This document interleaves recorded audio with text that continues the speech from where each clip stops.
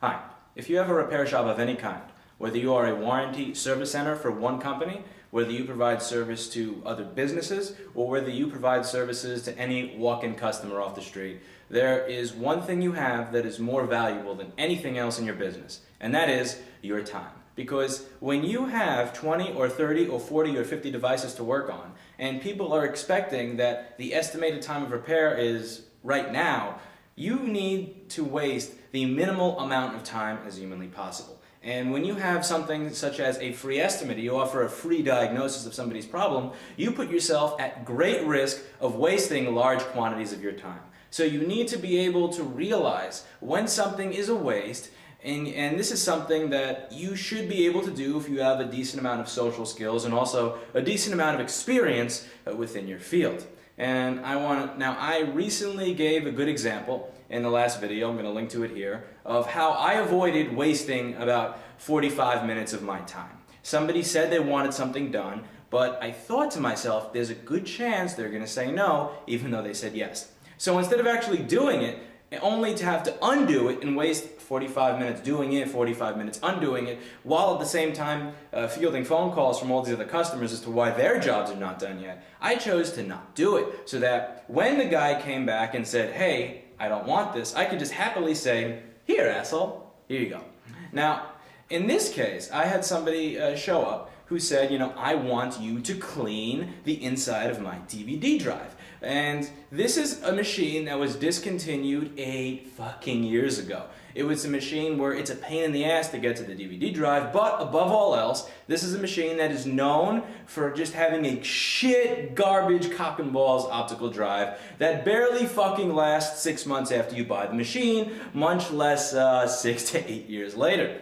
So I politely explained to him, it is not worth spending money on this. You should buy yourself a FireWire external or USB external CD drive for 20 to 30 bucks. Here's the website, here's the model that I recommend. I'm not charging him, I'm not even trying to push him into getting it done. And he pushes towards getting it fixed. So I tell him it'll be $125 to replace it, but again, I don't recommend it because these are quite prone to failure and we're going to be seeing each other very often if you agree to have this done. Please, for the love of God, just buy this USB CD burner for $20-something and be done with it. And he's like, no, I know it needs cleaning.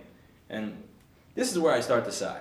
I don't want to insult the customer. I don't want to say that customers are dumb. I don't want to say that customers don't deserve to be knowledgeable about what it is they need done to their computer. That's why I have a YouTube channel where I am trying to show people how to do all of these difficult repairs and all these pains in the ass repairs, because I want you, the customer and the technician, to learn. But at the same time, the type of customer that comes in saying, I need this, when this is like 1% chance what is actually wrong, 99% of the time they are an asshole, and 100% of the fucking time, in my 5 years experience dealing with the general public, the consumer, they have been dead fucking wrong. So I explained to him, like, no, you have a broken drive. I can replace it for $125. You can buy a working one from somebody else on Amazon for $20, or you can go on your way. He's like, well, no, I need a cleaning. And I go, no. Your drive makes clicking noises when you put a CD in there. It makes a bunch of weird, very fucked up clicking noises until it spits your CD out. No. You need a new drive. And here's the thing, I am not going to tell the technician who has 40 tickets in the queue right now, I need you to spend 1 hour disassembling this machine and putting it back together, doing something where there is a 0 to 1% chance that it will work. And he says, well, that really troubles me. You're answering me in riddles. Why are you, I want a straight answer. And I said, okay, do you want this to work? Yes. Okay, you need your drive replaced. How is that for straight? And he's all huffing and puffing and angry, and I've heard that cleaning works, and I finally politely tell him, if you want me to do something where there is less than a 1% chance of it working, I am going to charge you $75 whether or not it works, and if you want your drive replaced, then you're going to be paying $75 for my failed cleaning and $125 for a new drive. See, that's not me answering in a riddle, that's me giving you an answer that you don't want to hear.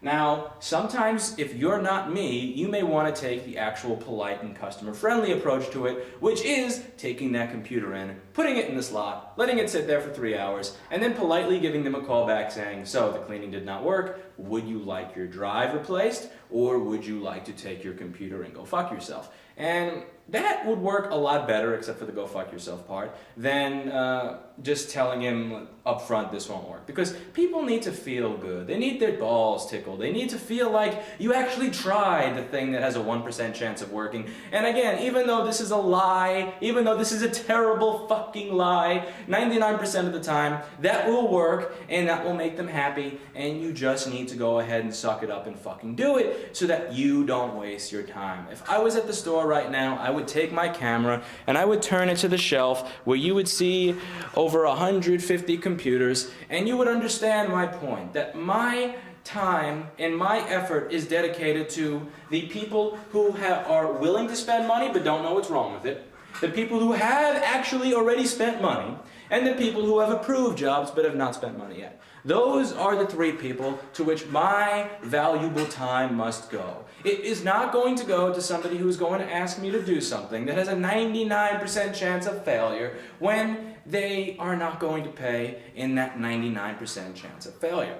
And the point of this is, I need you to realize when you are about to do something that is going to completely waste your fucking time, and whether you want to go the white lie approach or whether you want to go my personal favorite, which is the very, very blunt approach, you should use this so that you don't waste your very valuable time. Your very valuable time needs to be spent on the people who will appreciate that very valuable time, because if you go about wasting that time, then you will not be able to do good by the other people who will actually appreciate it. And when you are not able to do good by all of these other people that appreciate it because you wasted time on these other jobs, then those other people are not actually going to appreciate you. And when the people who are willing to give you money don't appreciate you, you are very much so fucked.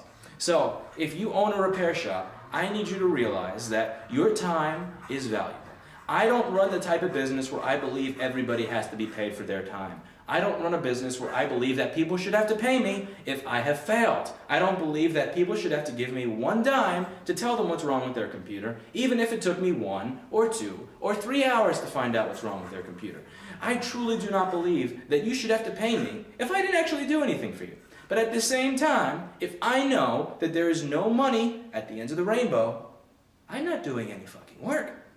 Another thing to bring up when doing a free diagnosis is what you care about. Many people think that the purpose of a free diagnosis is to figure out what is wrong. On the contrary, the purpose of a free diagnosis is to figure out what is wrong up until what they are willing to spend for it. One example, somebody comes in and says, my computer is making a noise that goes tick, tick, tick, tick, tick, and it's bothering them.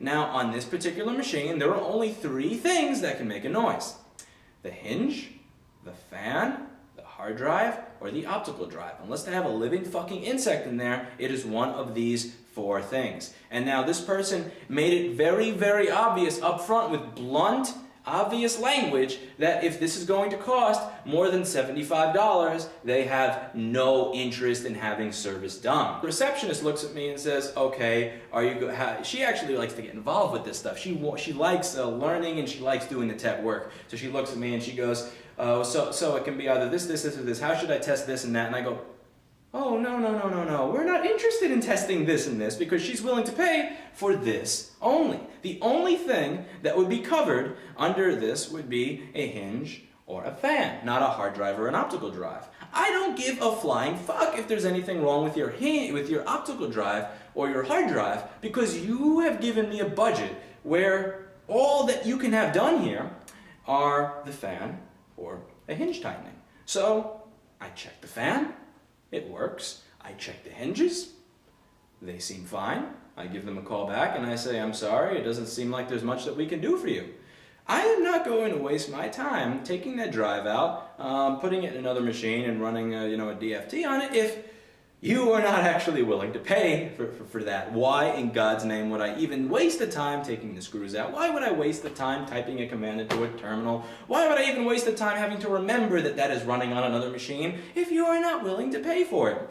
And I know that this seems cruel and mean and blah blah blah, but keep in mind that there are so many fucking repair shops in the United States right now that are getting 1-star reviews, no communication. 1-star review, didn't get back to me in time. 1-star review, they said that it would take 2 days and it took 4 days. Do you know why all of these places are getting these bad reviews for bad communication?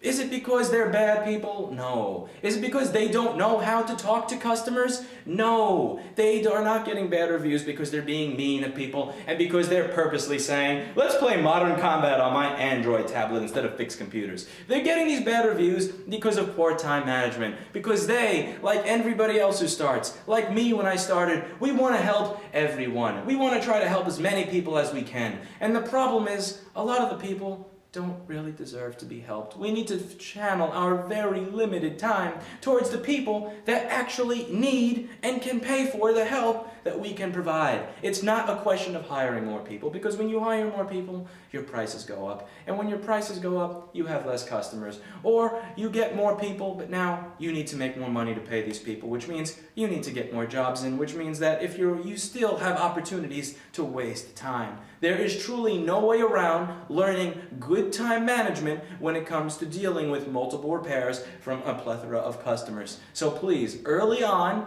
even though you're in the state, maybe in the stages of only getting 1 or 2 or 3 tickets a day, try to learn how to not have your time wasted. Try to learn good time management. Try to learn how to sell customers a GTFO when they need a GTFO sold to them. And you can even learn how to sell it politely. But try to have good habits from the beginning on how to not have your time wasted. Good habits in the beginning will grow into good habits later. And it's just a good thing to develop early on.